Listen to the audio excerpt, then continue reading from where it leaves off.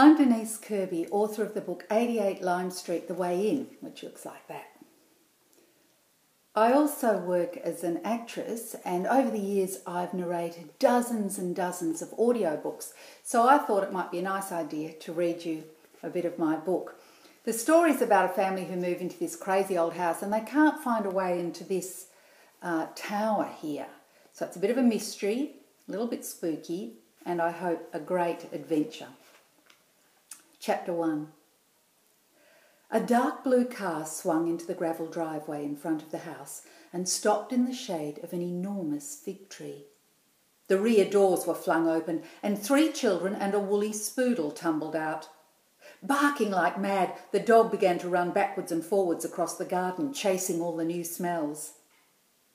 The Brewster children stood in a line staring up at the house.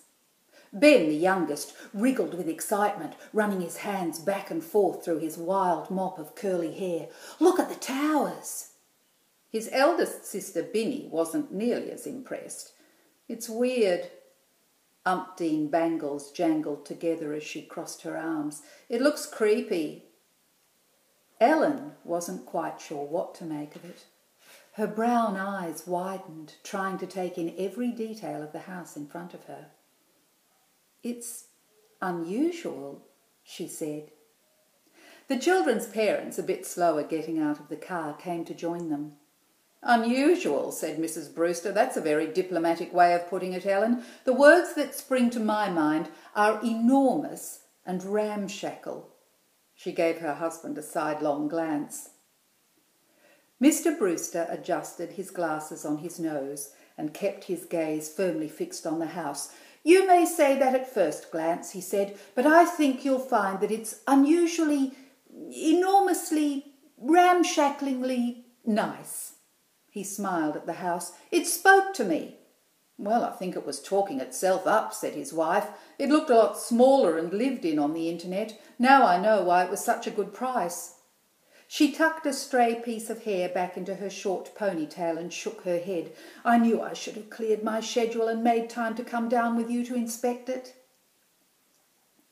Large old houses are often described as grand or stately or graceful. But the house at 88 Lime Street seemed positively mischievous.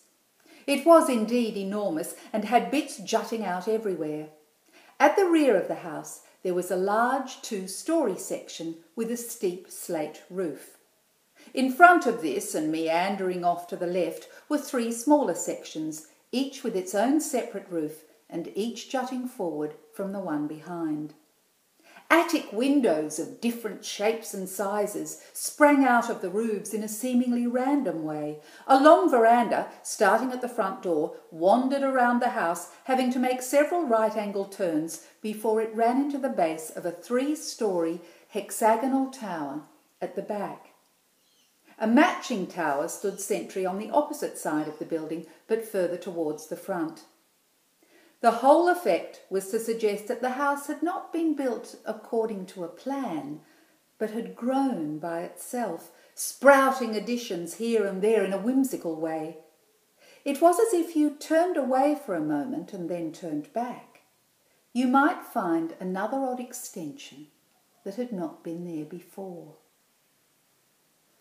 Now that's all I'm going to read for the moment, because I've never uploaded anything to YouTube before and I've got no idea what I'm doing, so I wanted to keep it short.